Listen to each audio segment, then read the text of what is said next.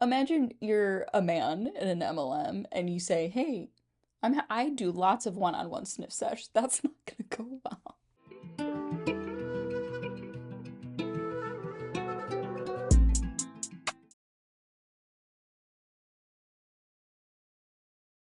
Hi you guys, welcome back to my channel. Today we're going to be having a video about Scentsy. I don't recall ever really mentioning them or like reacting to a lot of their stuff on my channel, but let's chit chat a little bit. They sell chunks of wax, kind of just like how you can get from Walmart. I know my Walmart has like a whole aisle just for like wax chunks, you know, and it's like a brick and it has little bricks in it, and then scented sticks. I don't know why anybody would need to buy from Scentsy, or maybe because they want to support a small business or a female-owned business or a woman boss babe business owner. I don't really know what people have to tell themselves to buy from there, but is that brighter? Hopefully that's brighter. I just changed the light. But they're one of those companies that when I think of it, I'm like, who I personally don't know anybody who has ever purchased or still purchases from Scentsy. It's one of those ones, not like Mary Kay, but I guess more like pinkzebra. Like, why would you do that? What is the appeal? It doesn't seem as interesting as something like bombparty, where it's a whole production. Like these chicks are on lives for hours and hours at a time, revealing the jewelry for you instead of you having the experience of really revealing the jewelry to yourself at home. They are entertaining, just like the Pearl Party one, but I would say Scentsy is like a quarter amount of that notoriety in my head. So we're going to start off this video that, oh, first of all, this was sent to me by one of you guys. So thank you so much. When you guys send stuff in, especially that is a lot easier for me to like just sit and film because I do have a life outside of this. It's just something I do in my free time. So when it is something like a video that I can just sit here, react to, and see what wheels start to spin, I did skip around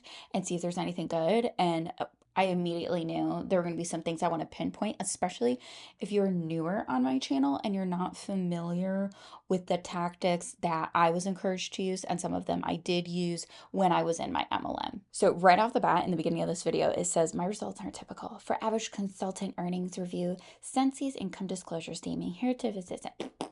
Okay, and then the title is How I Built a Six-Figure Income with Scentsy. That sounds next to impossible. I know their warmers are really popular. They have a lot of different warmers. I think those are one of the big sells that they get. Oh, and we have it right here. Minimum annual commission, $127.70 for the year. I'm reading that right? Average annual commission, $2,775.90. Let's go ahead. Oh, and group two is $228.29. So the average distributor is earning, I'm assuming it's anywhere between those two numbers, but let's do the math. $231 a month. And let's just say you order $100 worth of product. You want to have it on hand to maybe exchange with other Scentsy reps or to genuinely sell to people on live or however Scentsy reps like to function. It seems really hard to be successful in this business. I'm also not going to include this entire video because it is 45 minutes long. So I am going to cut it up and cut out things that aren't important for context or commentary, and I'll probably speed it up. I should have mentioned that in my previous video that I sped it up. I had a comment that she talks really fast. She did not. I sped it up, and I should have put that in the video that I was doing that. I'm going to be talking about how to build a six-figure income with Scentsy. And I think this is very important because we don't talk about money enough. And I wanted to make sure that I had a video that could be recorded and on YouTube for years to come so people can see what my journey's looked like, activities that I've done, so you can take them and do it your way. But again, I don't think that money is talked about enough. And, you know, money is something, especially for leaders, that could be critical to making or breaking you staying with Scentsy and that kind of thing. And so my name, I have been a consultant since November 2012. So it was just 10 years this past November, November 9th to be exact. And I'm going to kind of walk you guys through really the activities, because that's how you build a business, is through your discipline and through your activities. But what activities I did then and what activities that I do now and what has changed, which is inevitable. And in a business, you should expect change and embrace change. And then I'm going to share with you guys things that I wish I knew then. because I've been doing this a really, really long time. And there's been so many incredible influences from Scentsy consultants, but there's also been ones that I took on or adapted to that were incredibly unbeneficial to my business. And so I think that's going to be key as you guys listen to what I like how she mentioned like she's going to give some things that she did. And I want you to know, in the mind of a peon, watching someone who is an elite boss babe, you're going to do exactly what they say. If they say, yeah, tweak it and make it your own words, you're going to change an emoji in the hate girl message. You're going to say your dog instead of your child if you don't have a child in the post. You're not going to change things that much. Like these people, because this is what I did. And you're never the only one doing something. So I would sit there and like write out like on all these team calls, like what they're doing and they're successful. So I can do exactly that and try it for a bit and see if I actually could get any success. I've done, what I focused on, how I specifically focused on building leaders, those core values and those core concepts. And so, yeah, let's go ahead and get started. So, joined November 9th, 2012, and I had just turned 22. So, my husband and I had just gotten married that same year in October, the month before. And I had just started my job as a nurse. So, I was a floor nurse. I worked at a hospital. I did that 5.5 years. So, the entire first 5.5 years of my business, not only did I have a full-time job, but there were a lot of other things in between, which I'm going to talk about, because there are elements you have to make decisions in for your business. The MLM should be the sacrifice. And let's be clear, from what I've seen from Scentsy, it is an MLM. It functions like an MLM. So that is my belief based on what I've seen from them. If they don't think they're an MLM and they want to call themselves something else because they're in denial or it's a legal loophole, cool. It walks and talks, it quacks like an MLM. So if I refer to it as such, that is why. And you have to decide what the sacrifice is going to be so you can make that game plan and work that game plan so you can get there.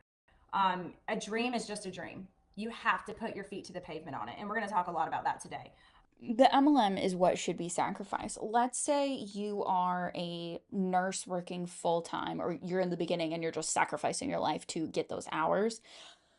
The MLM is what should be sacrificed. You should not be hoisting away and wasting your degree so that you can shill MLM products online or in person. That please don't do that.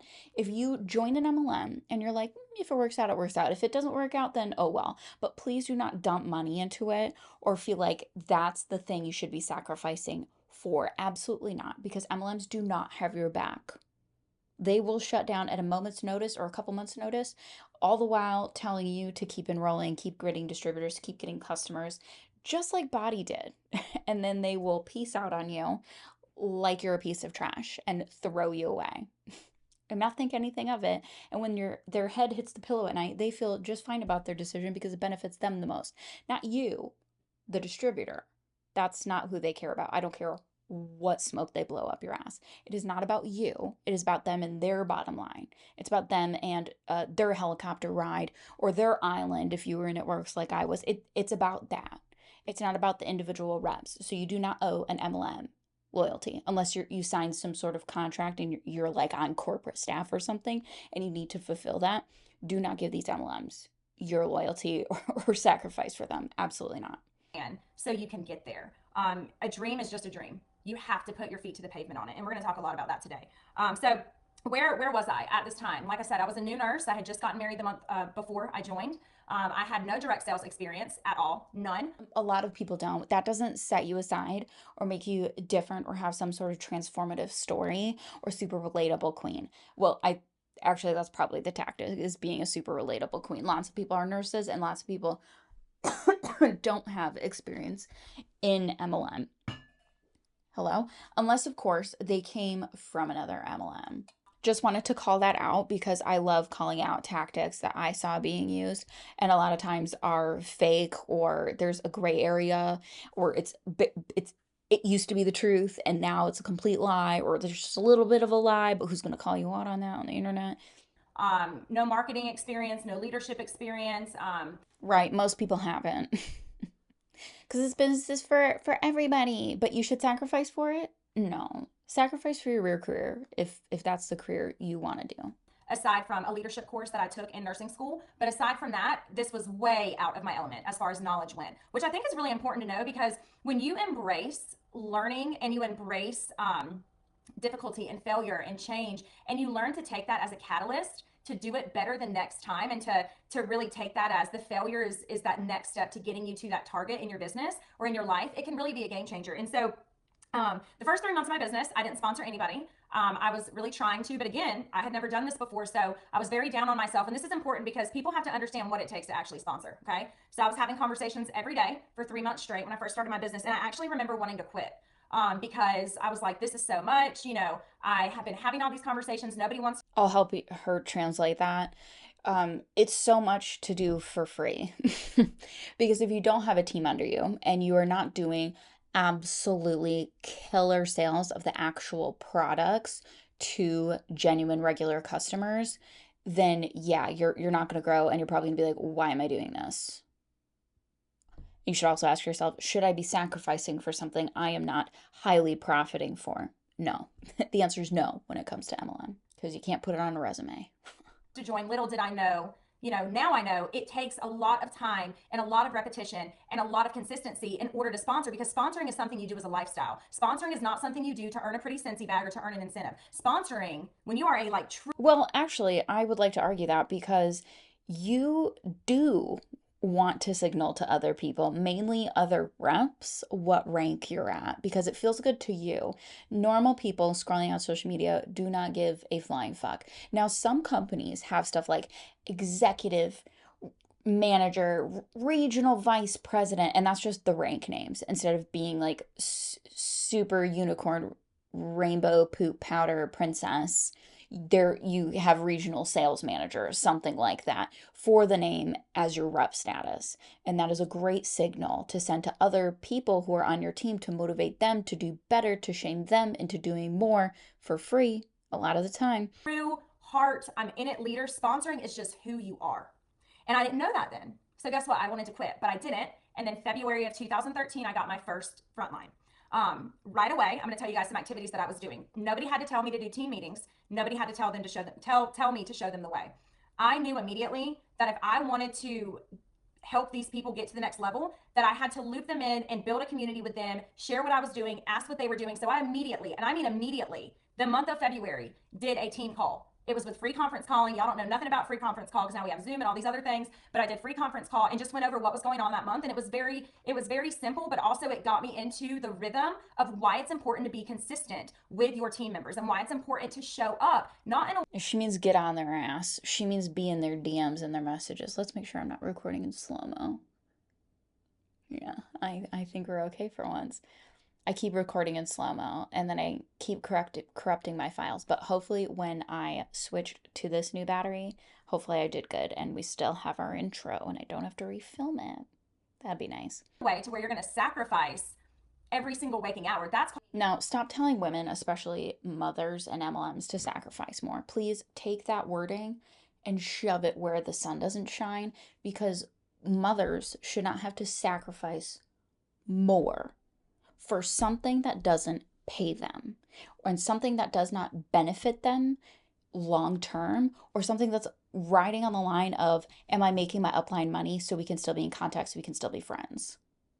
You should not be doing that. And you should not be sacrificing for something that is not loyal to you and is not consistently paying you or giving you real tangible assets that you can put on an application or put on a job or pay a major bill with. You need boundaries and business hours, which we will talk about in the What I Wish I Knew Then Now. But showing up for your team is critical. And so I immediately was showing up for my team. I was immediately doing sample nights. I was immediately doing, there wasn't a lot of Zoom stuff and recording stuff like this. A lot of it was in person. And a lot of people like to say, well, we're in a digital world. People don't do that. You can do whatever you want to do in your business. If you want to have sample nights to get your team together, you can do that. And it's going to build community. If you want to do paint nights or bowling or. Gross. That sounds like a personal hell to me. If I built a local team and I had to lead them and meet up, that quite literally would probably be the worst thing ever. I am a hermit. I'm a little hermit crab. And I don't why? I don't want to meet up with people all the time or to have them need me all the time. I have enough people that need me. I don't need to add more for something that isn't paying me. Go out to dinner or do any of those things. It's going to build community and it's going to be intentional. And so, just like how people say parties aren't dead, well, also building community and connection with your team is not. Parties are dead. And, the people that keep saying that are just letting you know that it actually is really hard to get a lot of followers and a good following on social media if you're not good at social media. Like somebody like me probably would do a lot better at parties, but I'm not going to do that. I'm not going to sacrifice any part of myself to do anything like that. Some people in MLMs will, though, because it is hard to make it on social media. I don't care what anybody says. It is hard to make it on social media. I tried. I probably just don't have whatever it is. I didn't have the drive. Dead. You can only go so far with social media. So I didn't build my business with social media at all. I want to make sure that that is very clear. And so She started in 2012. So yeah, I think parties probably were doing just fine in MLM. And before that, so was Mary Kay. Way, way, way, way back in the day. People aren't doing that now because people don't want to do that. as I was working towards my first incentive, it was 2013. So yeah, my first full year. I went to SFR and my first one, drove all the way to Indianapolis, had no idea what I was doing, but I wanted to go to an event. And so I went to the event and everything changed. This is why it is critical that you go to events if you want. Yep, they said this and it works too. You have to get to events. It's a non-negotiable. For me, it's a non-negotiable. And they say this not because they financially benefit just from you buying the ticket to conference alone. They benefit because you go to these events and you get so much smoke blown up your ass and so much fluff that they tell you to make you feel like you can do it, and you're really leaving without any new tools or without any new knowledge and information that you're allowed to share with your fan base. Your fan base, stop, that was bad. With your people you're following on social media. If they really wanted to do these people a favor, they would have a hardcore,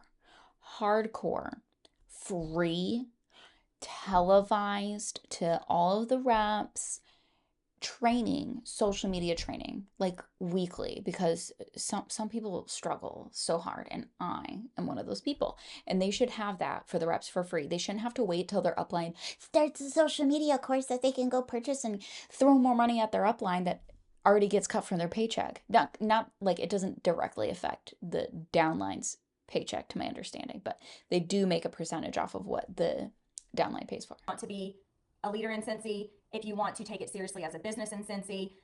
I have a veggie pot pie here that I'm letting cool off before I devour it. Actually, I don't even know if it's good. It has a lot of spinach in there. I'm a little worried about it. Or kale. I don't like cooked spinach or kale, but I'm gonna suck it up. But you can treat it like a business all you want. You can treat any MLM that you're in like a real business, like you're a real business owner. You're the CEO. You can call yourself and act however you want. That will never make you the business owner of your little. That first event changed my entire perception on what I thought life could be. I never thought that life could look different for me than where my life was at. Hang on, let me pull my chair up. There we go. Not in a bad way, but I just thought my family is in the medical field. I had a really, really rough childhood, so I had already been under a significant amount of trauma. And Why? We're 8 minutes in. Why are we dumping that on people? Oh my God. We don't need a rags to riches story for something you can work from your phone. We don't need that. This is manipulation tactic that all MLMs that I've ever seen a training from use. Every single one at some point has to tell their rags to riches story, extreme hardships, shit that's none of your business. You could have just said, I come from a lot of hardships and I made something of myself. You don't need to get into the nitty gritty to make your downline feel bad for you. Stress.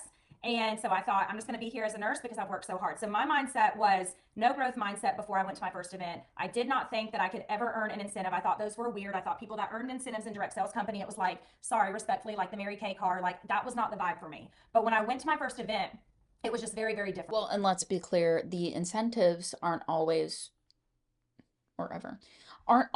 worth going after. So something like if your company has a car bonus and it pays for that car you get, that car goes in your name. Silly goose. You thought if something happens, the company takes ownership of the car and you get away scot-free? No. No. No, you're stuck with that bill.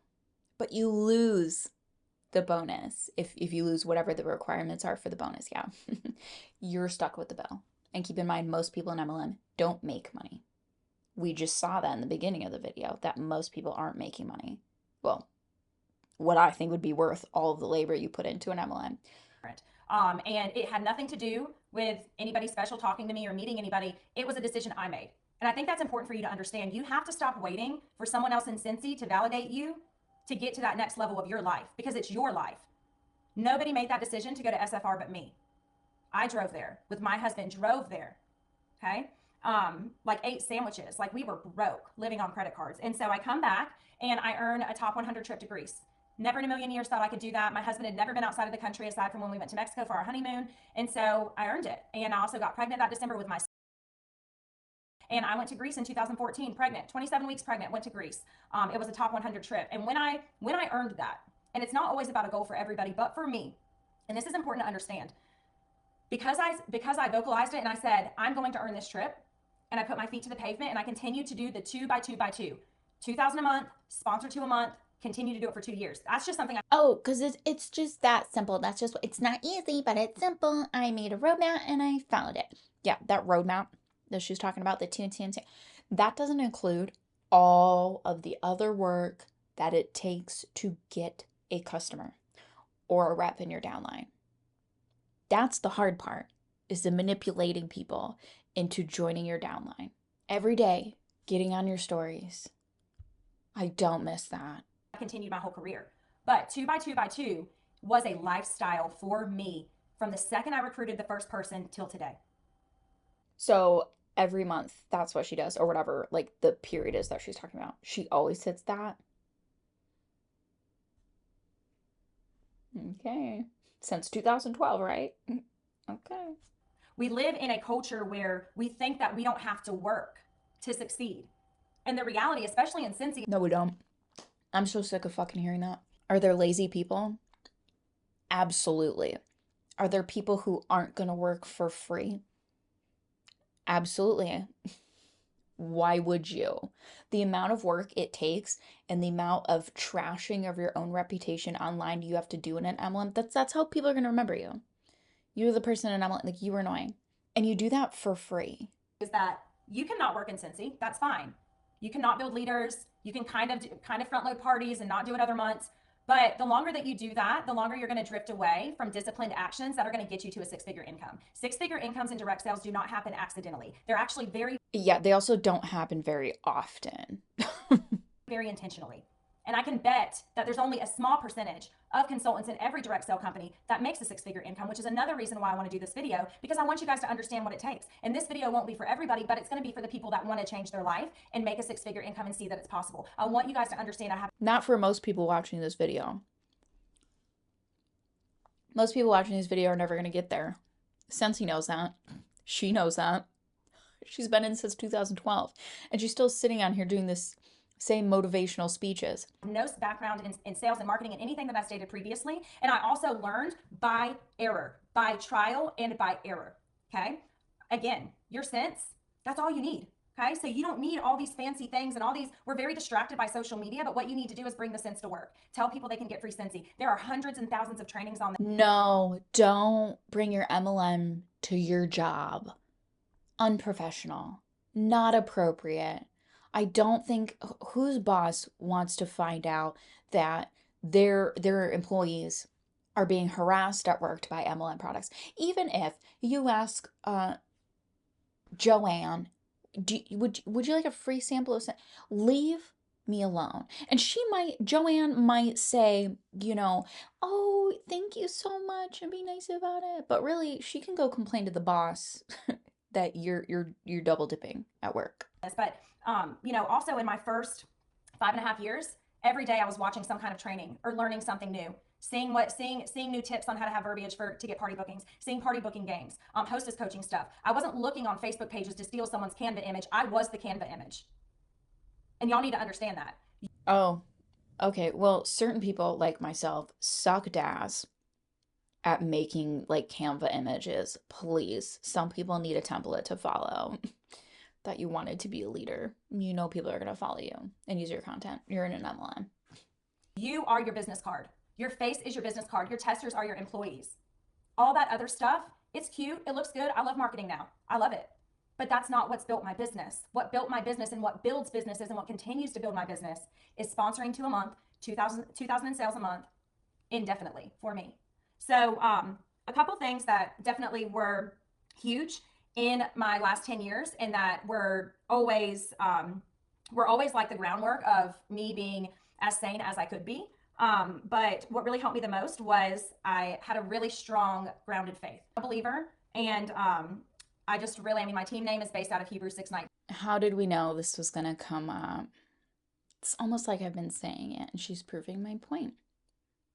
If a leader's taking the Jeebus angle and she's claiming that that's what made her successful, well, a part of it, you're going to want to do it too. And you're weird if you don't. No wonder I wasn't successful. I was faking it at the end. I believe that God has given me this business. It's up to me to steward it and to learn and to grow and to do all those things. So I've always been very grounded in that. By God, does she mean her downline? Curious. Because without him, I would have left a long time ago. And discipline over motivation. Motivation is the biggest lie somebody will tell. So Jeebus is keeping you doing something that's unethical, and you're grateful for that. Telling you. Do not listen to anybody who tells you that in order to be successful, you need to be motivated, because I am telling you right now, there have been 10 times the amount of days when I was not motivated, but I was disciplined. I knew what I wanted to get, out of this business and where I wanted my life to be. I could see it. I could visualize it. So no fear. You could go on any motivational bro YouTube channel and find the same speech.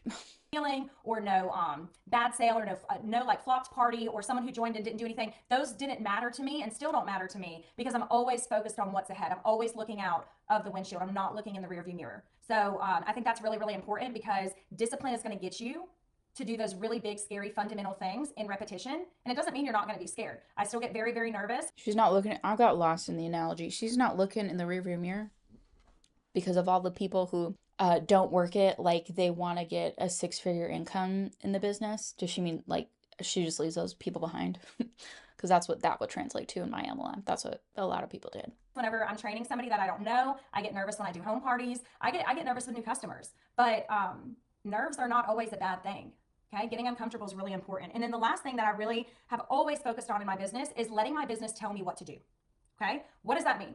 So that means I like how, so she's getting pretty deep into her list here, and yet she hasn't actually given us any real tools to use. She's given us some fake tools, but what a lot of people don't tell when they do videos like this, they don't tell that sometimes some of these boss babes get assistants. They have their husband doing a lot of the like back work in the business. They're good at manipulating people. They're good at messaging. They pay for automated system apps. I don't think you can use those so much anymore, but back in the day, you definitely could. Whenever I go to work and do what I need to do for my business, I'm looking at sales, sponsoring, and leadership. Those 3 tiers. Okay, so if I'm looking at PRV and I would see it's mid-month right now, for me, my personal goal now is always $4,000 a month. So for me, I'm looking at today, 16th, and I'm like, okay, am I at 2,000? Because that's where I want to be this month. Okay, let's move over to sponsoring now. I said my goal was 2 this month. I just got 2 as of yesterday, but I need to see where they're at with their business. Do they want to do launch parties? How can I help them succeed? Are they going to be kind of in, kind of out? Where are they going to be as consultants? And number 3, where is leadership? Who am I looking at? Who am I working with? Leadership comes from PRV and sponsoring. You're not going to have the leaders to build if you're not selling and you're not recruiting. And I think this is key, because so many people get focused on their team of 13 people. And listen, my first year until I went to SFR, I was a star consultant. Please, I'm a star! And I had 13 people, literally. And I would focus so much on them and so much on them. But then I went to reunion and I was like, dude, I need to build me's. I need to build people like me. I need to teach people how to sponsor like me. Oh yeah, the old look for the yous in your recruiting. And build up you the way you would want it. So the conversation was different. The conversation with those team members was not just, hey, here's how you can sell this month. Here's a little challenge we're doing with our team. It was, hey, I believe in you and I see something in you. I can help you get there. Let's talk about sponsoring if you want to do that, and I'll tell you what I do. Now I'm going to talk about at the end of this training some different things that I am going to implement now after 10 years in leadership, because I've done a lot and I've learned a lot. But it comes down to your PRV, your sponsoring, and your leadership. It's that simple. We are overcomplicating it. And if you're saying you don't have customers, you don't have parties, and you're not getting out and meeting people. You're No, and you shouldn't have to do that for an MLM in this day and age. It's as simple as that. If you're in a company and your upline is telling you, if you're in an MLM, not like a random company, if you're in an MLM and your upline is telling you, oh, you're not getting out and doing parties, yeah. Yeah, who wants to take time out of their day to go drive somewhere or have people over at their house at the end of the day when they're already fucking exhausted from their 1 to 2 jobs, and then they have their kids and then other people's kids, and then you got to clean up and then you got to drive home. People should not have to do that for an MLM. That is way too much, and we have moved past it. Is this MLM stuck in the Stone Age? You're not going to be able to just build a massive, huge business by not having conversations with people. It's not going to happen. And by not having conversations with your team, and by not going out ahead of them and doing the things that you're asking them to do, being a real authentic leader who works really, really, really, really hard. Okay. And so 2012 to 2016, like I said, social media wasn't a thing. Okay. And so I was very focused on home parties. I did a lot of home parties. Did she say 2017? Social media was a thing. They were always themed. Okay, I switched now more to bag parties, and I'm also going to get into more events as well. But my main bread and butter, where I found a lot of customers, was home parties, and then also I took bag parties to work. My goal was 6 to 8 a month parties, period. People shouldn't have to watch this video and come away thinking, I should do what she did in 2012. They should have to do less physical effort to be successful in MLM at this point. Because I wanted to recruit some of those people. So a lot of these things that I'm saying now, they're not much different today. If you implemented six to 8 parties a month, 2,000 PRV a month, two recruits a month, and you focused on leadership and building a community and having consistent trainings and connection points and sample nights and one-on-ones and helping people understand the compensation plan, you're going to build a wealthy business, but you have to do it consistently. Not just on the third Friday of the month because you feel like it. That's not how wealth is built. It's not built off of feelings. I can tell you that right now. It absolutely is a part of it. Feelings really matter because feelings come into play when you're manipulating people by telling them you had a rough childhood, etc. Feelings are important. That's how you get people invested in your story, and they see how their hardships in their life can be a part of their story too. If wealth in this business was built off of feelings, I would have left the first time somebody made me cry. And y'all need to understand. Somebody made you cry in an MLM? Not laughing because she cried. Okay, I'm just laughing because that's so fucking stupid. You should have left when somebody made you cry in an MLM. It is not worth being involved in something that is not paying you like at warp speed for the amount of work you're doing. And somebody along the way made you cry. Absolutely not. I watched people in my MLM when I was in cry multiple times, at least 10 times. I'll say that.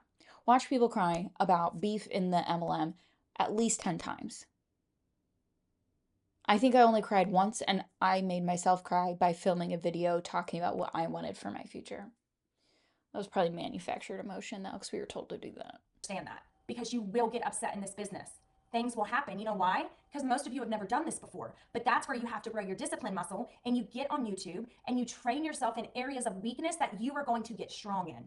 I have always been in my business disciplined to the sense of if you have a real job, a lot of the training that you do for the job, you can learn on the job.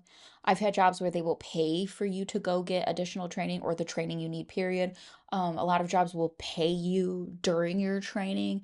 That was a common theme in I think every job I've ever had, because I don't think that because why would you want to work for free? Fast forward to Melanie is in an MLM, but I see someone is doing something and it's really working for them. And if I have weighed out my options and I'm like, I think I'm gonna try this, I'm gonna try that. I'm gonna do that, because nothing changes if nothing changes. And change also has to happen as time evolves and as the years change. So things that worked for me before, because now I've been home for 4 years now, 5 years now, it's not going to work the same now. But the core is meeting people, sponsoring, and selling, and having a goal for that. My goals are always written down every single month. Every single month. Oh my gosh. Do you know how exhausting it is? Even if you're not meeting people in person and getting on a FaceTime or a Zoom call to train a bunch of people, and you're not getting paid to do that. I would want to be paid if I'm going to turn it on. to sponsor people and train them and do all that stuff. I would want to be compensated for that. Not do all this mental work and getting over my sensory issues and smiling and throwing on my ultimate personality for free. That's discipline. I know what I'm going to do every day. That's discipline. My business tells me what to do. I do certain things on days of the week. You don't have to do that, but if you were scattered in your business, I highly recommend you get a focus point, because if you're not 100% focusing on PRV and then 100% focusing on sponsoring and then 100% focusing on leadership, you're going to struggle. You can't do all three of those things at one time. You have to break it up. All right. So I also built my business on a lot of one-on-one sniff sessions. I would do order drop-offs and meet for coffee. I mean, it's a grind. I'm sorry. Did she say one-on-one sniff sessions?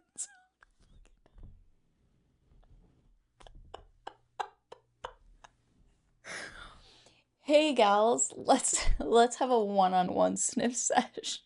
That sounds dirty. That might be the dirtiest thing, other than pouring into people and whatever else that's happened.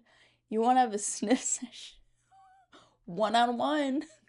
Imagine you're a man in an MLM and you say, "Hey, I do lots of one-on-one sniff sessions." That's not gonna go well. I'm going to be really honest. You have to stop being a soft consultant and a soft leader, and you have to get to work. That is how you build a business, is by working when the doors are closed. Making a sacrifice. There were Working when the doors are closed, you're in an MLM, the doors never close. In fact, if you close your doors, you're missing out on opportunities. 2.5 years where I would go home, put my son to bed if he wasn't already in bed, kiss my husband, and go upstairs and work and do what I needed to do. Gross. Can't relate. That doesn't sound like a good time. There is no planet I could drew in my arm. I could see myself living on where taking time from my kids for something that is not paying me directly for the work I'm putting in. And I'm taking time away from that. Absolutely not. What a worthless use of my time. Wake up early. I was working 13-hour shifts. I'd wake up early and I'd get bag parties ready to give to people at work. I would run bag parties to people on my lunch break. I would pick them up on my lunch break. By lunch break, I mean 12 minutes you got to eat when you were a floor nurse. And that also includes peeing. And not once, and even now, I don't complain. So you have to also stop complaining. It's okay to complain. Sometimes you just need to bitch, call your mom, call your husband, call your bestie. Complain through a voice note in your notes section. It's okay to complain. You need to get that out. And make a decision that if you don't like where your sales are, nobody's going to change that but you, sis. If you don't like the fact that you're not recruiting. Sis, I don't even remember what year it was when that became so overused in MLM. Sadly, quit crying about it and learn a different way to do it. Grow your network. How many home parties have you had? How many events are you in? How are you meeting anybody new? How are you meeting anybody new? You cannot expect to sponsor and you cannot expect to have sales without meeting new people every month. And by new, I don't mean 2 new people a month. I mean 15 to 20 new people a month. By really getting yourself out there, and home parties, bag parties, those events, that's how you're going to meet people. So I left nursing in 2018. And before I left nursing, though, I promoted to SSD in 2015. So 3 years later, I promoted. I double promoted. I went from star director in October to SSD in November. So I promoted to SSD the same month that I had joined in November. And I was still a nurse. I didn't leave till 2018. So I'm working my business as a SSD. But this is where it changed for me with leadership. And this is where I began to see how to really build wealth and what that looked like. Because you're not going to build wealth. And I will die on this hill in direct sales. You're not going to build wealth by just having great sales. You're not. And I know that because I see the breakdown of my paycheck. Right. That's why you're in an MLM. It's not a secret. I'm glad she's not acting like it's some sort of secret, but it's also, do people not realize that? I say that. I definitely did not realize that. You're not going to grow wealth by just recruiting people and putting them. You've got to lead them to water. You've got to give them the tools, encourage them, show them the possibilities. And so when I promoted, though, I was not paid a title that first year. And it is because I'm going to go ahead and say this. I am a recovering people pleaser. I am a recovering yes girl. I used to say yes to everything. I used to people please all the time, feel bad all the time. Very, very, very bad trait to have when you're a leader, right? But I wanted everybody to be happy. And I wanted this and I wanted that. Not sustainable, not duplicatable, kept doing it. But I wasn't paid a title the first year. You know why? Because I was just focused on the 4 directors that I had to get to SSD and trying to save them to get them to get paid a title. Mind you, only one of those 4 directors is still in Scentsy today under me. She's the only one that stayed. The other 3 that I was trying to save, That time was wasted trying. You just have to keep pushing. We need to bring in new blood.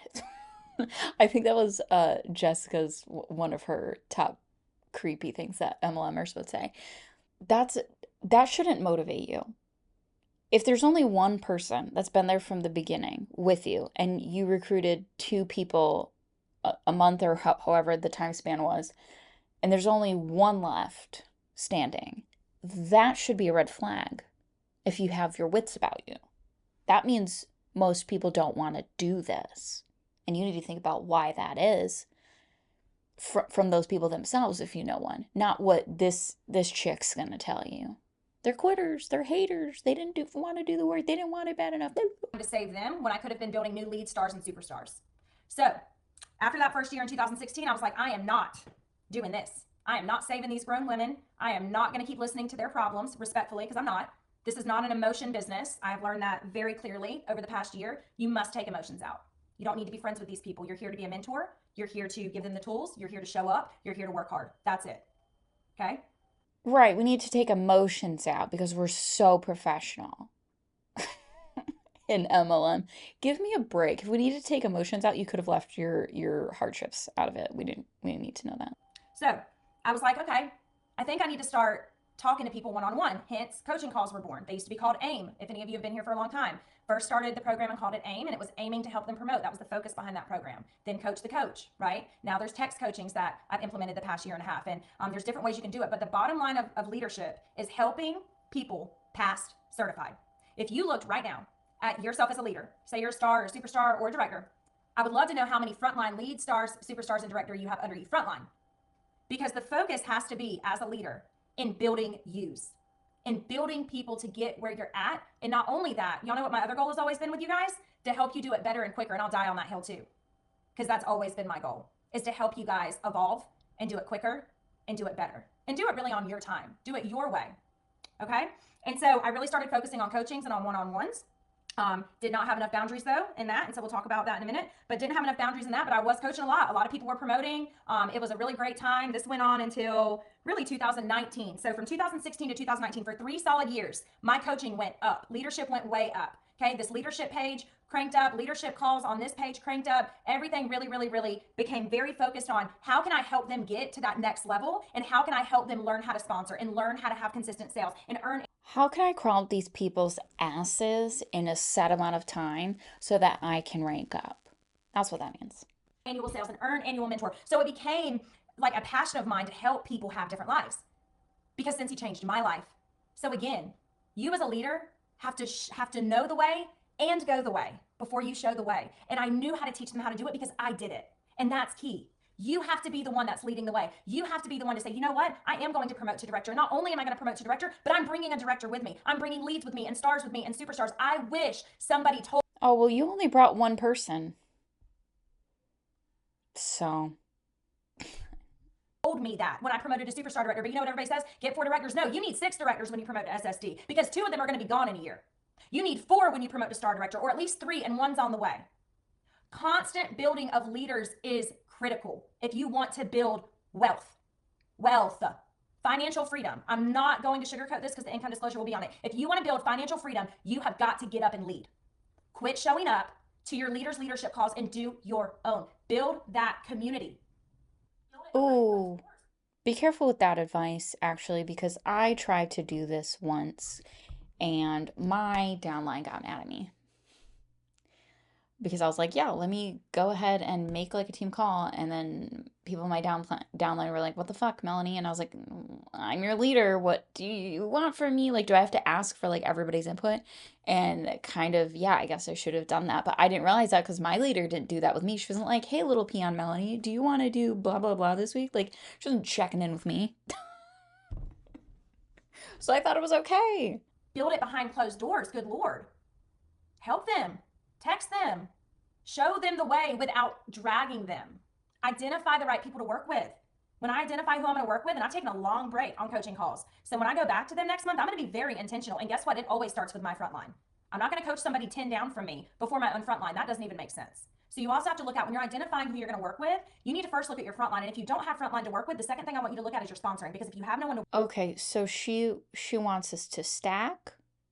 Or are we looking through charts to see where the working people are? Eh? And get with those people? Work with. I want to know what your sponsoring has been the past 6 months. That's why consistent sponsoring is key as a leader. You have no idea where that person is going to be. You're one person away from changing your entire business. Okay. And so constant building of leaders at each level is critical. When you're a star director, you're focused on building multiple directors and you're building a star director under you. When you're an SSD, you're continuing to not just build directors now, but now you're building second and thirds. Do y'all understand? Do y'all know the comp plan? The comp plan is key. You have to understand the compensation plan so you can explain it to someone who wants to get to lead, so you can explain it to someone who wants to get to star, and etc. Yeah, and so you can bring it to a tax professional or an accountant and ask them, for someone who has no ties to the MLM, is this something that's good for me? Should I be doing this? What are the pros and cons to this? Being competent is important. And then after I promoted to SSD and was doing these coaching calls, I ended up retiring. So I left in 2018. I left nursing. I retired. Done. I got pregnant with my daughter that next year in 2019, and then the rest is history because right when she was born, 2020 happened. So that was fun for me. I had to pivot a lot. I had to figure out different ways I was going to work, being now a mom of two. And then my son was home for a little while when schools were closed down. And so I really had to make sure that I was continuing to sponsor as a lifestyle. I was continuing to keep the community up with leaders. So I would have events at my house, as some of you remember. So I was continuing that community. And I think that is very, very key, is establishing the community within your team and within your leaders that they don't want to leave. So you mean a cult? Some will leave regardless, but that doesn't matter. Let them leave. But you want to build a community to where they feel valued and seen and loved, and they know that their leader is going to show up. Y'all know I'm going to show up. I'm going to be there. Period. Regardless of my feelings, regardless of what's going on at home, regardless of what's going on in my business, regardless of what's going on in my head, I'm gonna be at World Tour. I'm gonna be at SFR. It's a non-negotiable for me. I can't afford to not be there. That's my mentality. So here, Yeah, I've heard that in several MLMs as well. There are a couple things that I do now that I wish that I knew then. Okay. Number one, this is key. We're almost done. Number one, boundaries in your business are critical, not optional. Can I tell you a secret? And this is going to hurt, but I'm going to be really honest. Your team doesn't care. You can think they care. You can think that they're your best friend. You can think that they're always going to be there for you. Listen to me. This is a business. Friendships are a bonus. They are not a necessity. Quit thinking you need a bunch of Scentsy friends in order to run a business. You need to be headstrong, disciplined, goal-oriented, and driven, and consistent. That's how you build a business. I have let so many people in my past 10 years chew me up and spit me out. And guess who was the only one that hurt because she didn't have boundaries? Me. Guess who emotionally invested in things that didn't matter? Me. If I can give you one tip, take emotions out of your business from the aspect of attaching success of you to the success of your team or what they think of you, etc. You need to, as a leader, work your business consistently, set goals for yourself consistently, show up for your team and leaders consistently, and build leaders, and rinse and repeat, and take care of yourself. You do not owe your team or your leaders your life, your testimony, and your stories. They do not get that because you are their leader. Do you understand? And you can build trust without exposing all of those things, because I want y'all to understand this. They do not care. They do not care. And I wish somebody told me that. And my husband tells me that all the time now. And I'm like, no, they care. No, they don't. No. But guess what? When you separate from that and you're like, hey, this is a business. These are my business hours. I'm not going to respond to somebody texting me with gossip or drama. I'm not going to get involved in that. I'm going to work my business. Then the conversation in the midst. Right, and there's absolutely no appeal to actually one of those people who's bringing drama and gossip to your life. There's no appeal to letting them vent a little bit, get a little gossipy. They're on your front line. They're your top income earner. I'm sure she's very strong with that. Mental health is different. Then it's different. Quit investing into things that are not productive for your business or your life. Quit wanting it for people that don't want it for themselves. I see a lot of leaders invest in people that don't want it for themselves. It's only taking away from the 20 other people that you could be working with and building a business relationship with and giving them tools so they can be successful, because you're focused on the 3 people that are star consultants on your team that complain every single day and haven't been paid a title in months and can't sell worth of nothing. That's reality. Focus on what is going good and what opportunities lie ahead. Have boundaries. Number 2, I did this before, but I just want to re-emphasize it. Focus on discipline and growing that muscle. Grow that muscle in all areas of activity. Okay. So discipline in your health, discipline in your business, discipline in relationships, discipline in if you're a mother or father. So being disciplined in the things that are going to create peace in your life, but also productivity in your life. Number 3, you don't have to do it all, but you need to focus on what matters. Too many people are doing it all and they're not focusing on what matters. Y'all know what I'm talking about. Get off the Facebook pages and book parties. Have conversations, sponsor people, tell them that they can get the kit this month, right? The enhanced kit. Have conversations, book home parties, have a different conversation with your follow-up. Stop having the same conversation over and over and over without challenging yourself.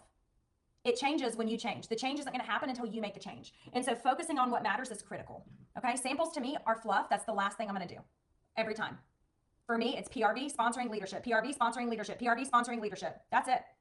Okay. Samples happen when I don't got a dang thing to do. And I've had all my conversations. Okay. Number 4, evolving and change is a good thing. And it's constant. I wish that I knew back then that so much would change now. I wish I understood that. But as a nurse in my career, things weren't really going to change. I was still going to be a registered nurse. I may change floors or get floated, but my job and what my responsibility was always going to be the same. Not that way in Scentsy. Things are constantly changing and evolving, and that's what you want. Change is good. Every day the world changes. So get up in that and get uncomfortable. A lot of people don't like change. I understand that, but you have to embrace change and understand that the company's going to change. The products are going to change. And they don't have to tell you a damn thing about it. They don't have to consult you either. So why would you work it like your business when it isn't one? They could turn off your account right now if you're a rep watching this video for any MLM that I've ever heard of, and they won't think twice unless you follow it up. People are going to change. People, team, customers, leaders, etc. All of it's going to revolve, and it may not always come back. And I mean that in a way of sometimes in our business we take the bad party that flopped or the team member that didn't do anything. And a lot of people look at that and it discourages you and makes you not want to run. I want you to double that effort and get 2 more recruits for every recruit that doesn't do anything. That's the mentality that wealth is built on. That's the mentality. My dad told me right when I really started this business, and it was like the greatest thing he ever said. He told me, focus on the business. Don't focus on like growing the business necessarily. He said, focus on the people, and the people are going to change your business. I have always been focused on the people, always been focused on the one customer, always been focused on that new team member, always been focused on my leaders trying to evolve. We're about to have a new leadership page, a new team page. Y'all know how much work that is for me? But guess what? And when I do it, it's going to be so much easier for y'all to find resources and tools, and it's going to help you feel more like compatible and clear with your business, because clarity was something I needed this year. And so evolving is key. All right. Also, you don't have to do or be everything for everyone. If you were, I want you to keep in mind, while this video is going on, people in MLMs will know that they're going to quit and have other gigs with other MLMs lined up and quit and make this video at the same time. So I want you to keep that in mind. Your upline can be as fickle as the MLM. in that circle of chaos, you don't have to do it. You don't have to keep answering texts at 10 o'clock at night or Facebook DMs or all the things. It's very, very self-destructive. And also you may be able to do it with a team of 50, maybe even 100, maybe 200. But once it gets on up there, you'll shut yourself in a dark room. And so understanding that you don't have to do and be everything for everybody, not only is it okay, but it's healthy. It's healthy. That's how healthy businesses are built. That's how people stay married. That's how people maintain sanity, is by understanding that you don't have to make people's businesses work for them. They have to work. They're independent. But all of the tools and the resources and the community and all the things that you can offer, or that you can have your director offer to your new team member, and you showing up for them, you being their leader, not your director, that's key. That's what's going to help you see success in your business. Help them find their way. This is something that I wish I knew then, but guess what? I did not, and I have grace for myself because I was just showing everybody what I was doing because it was working. But now what I'm focused on in leadership is showing them their way. I want to see what you want. If you're willing to work, and you're not going to give me excuses because I can't do all that. If you're willing to work, if you're willing to book the parties, if you're willing to have sponsoring conversations, let's figure out your way to do it. And that is my mentality going into 2023 with my personal leadership, is I want to find your way. I want to find your best way to party. I want to find your best way to have sponsoring conversations. I want to have your best way to lead and to coach your people to help them get to where you got. So number 7, work to live and don't live to work. I lived to work for a long time. I gave a lot of people a lot. Don't do it. Work and be done with it. I promise you. Let me promise you something. Yes, if you have a full-time job and you want to build a 6-figure income, you will be the last one going to bed. You will be the earliest one waking up. But you won't be doing that forever. It gets me real emotional because I remember that time. Not once did I complain, but man, I was tired. And y'all don't even know. Half y'all didn't even know me. And the ones who were consultants, not once did I ever complain. Not once did I get up and talk crap on Facebook about how crappy my life was, or talk on my team page. I got up and I did it. I did events where I sold 1 bulb. All those moments though, all that discipline has gotten my life to this place. And it's an incredible place to be, but you have to know when to cut it off. And I wish back then somebody told that 23, 24-year-old girl that it's okay. You don't have to keep answering everybody's text. You don't have to get into that. You don't have to do that. Like, I wish somebody told me that. Like, do your work and then be done with it. Don't do all the extra. It's not worth it. Failure, number 8. Failure is a part of the game plan in any business. You're going to fail. Get used to it. I have people not reply every day. I have people tell me they don't want to do this every day, or a party flops. But that doesn't, we've got to grow a pair respectfully and understand that failure is normal for any business owner. Okay? Once you embrace the failure so you can fly, it's a beautiful feeling. Failure challenges me to go, okay, I've tried this for 90 days. This didn't work. Let me look at a different way to do it. That's the mind. No, if you are failing, and the way I would gauge failing or succeeding in an MLM is am I profiting after all expenses, a little worksheet of what we put into the MLM and what we've gotten out of it financially. That is really all that matters at the end of the day, if we were all being honest. That's what you should be thinking about. And if you are failing, how I would word it, as a hater, I would say if you are not profiting substantially, then it's okay to walk away from it right then and there. You've done enough that you have not been compensated for. That's all right. Mindset of people who build wealth right there. Let me look at a different way. Not you're going to your sponsor, not you're going to a Facebook page. You're literally like, hey, what's my new plan? What's my new plan? What am I going to do? What am I going to do in my business? Okay, let me go on YouTube. Let me look up some different ways people party. Let me do a list of 100. Let me do a booking blitz. The flight is up to you, but you will be building the plane as you fly, as a leader. Okay? And so, number 9, celebrate every win. I wish that I stopped trying to earn everything so hard without celebrating myself. Because I never used to celebrate myself. Earn a top trip, whatever. What's the next thing? Earn this, what's the next thing? Now, like when I just earned that past incentive, I was so proud of myself. I didn't need my husband to take me out to dinner, and he didn't.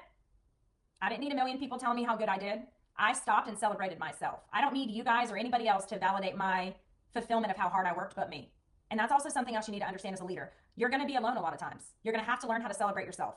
You're going to have to learn to sit in it for a minute, but then be gangster and get back to work. But sit in those celebrations. Be proud of your sales when you have high sales. Be proud of your sponsoring. Be proud of that awesome new teeny training that you created. Be proud of that. And number 10, remember why you started. When your business gets hard, and it will, and I mean like hard. I mean like crying on the floor hard. If your MLM ever has you crying, like you're like, I'm losing $200 this month and I don't know how to tell my husband, tell him. Well, come up with a game plan. Okay, take whatever time until you see him next. Come up with the plan to rectify the situation and stop the MLM altogether, because a lot of guys aren't emotionally attached to this MLM like we are, the women in MLMs. Not because we're women, it's just we're the ones involved, okay? And emotion is at play in MLMs. I don't know why she's saying take emotion out of it. You literally can't. Figure out, you're probably going to have to get out of it. He's probably going to encourage you to, in so many words, hey, maybe we give this up. Maybe instead we do a DoorDash or Instacart a couple times a week instead. And that way, depending on the area you live in, of course, it would be a lot more useful and a better use of your time. Get there. I want you to remember this. People only have control over what you give them control over. They do not care, and that's okay. This is leadership, School of Hard Knocks right here. You have to understand this. So you must remember why you started. Okay? So I hope this was helpful. I hope this encouraged. It wasn't, and I'm over it. So what did you guys think about this? Thank you again to the gal pal who sent this in. If you like this video, give it a little likesy poo. If you have commentary to share with the class, leave that down below. I know you guys got a little sassy. I don't think they were regular subscribers of mine. Some people got sassy in that video about the guy who he had a kid and then he didn't. Some of you guys really, really had a hard time with my commentary, but I think a lot of the negative comments I got were like, you clearly didn't watch the whole video, and I can't blame you if you didn't like it, but like, watch what you comment if you're not gonna watch the whole video. Like, you just look like a silly goober. So If you have commentary to share with the class, leave that down below. And if you super like this video, share it with your besties. And make sure you are subscribed so you get to see all of my videos. Thank you guys again, and I will see you next time.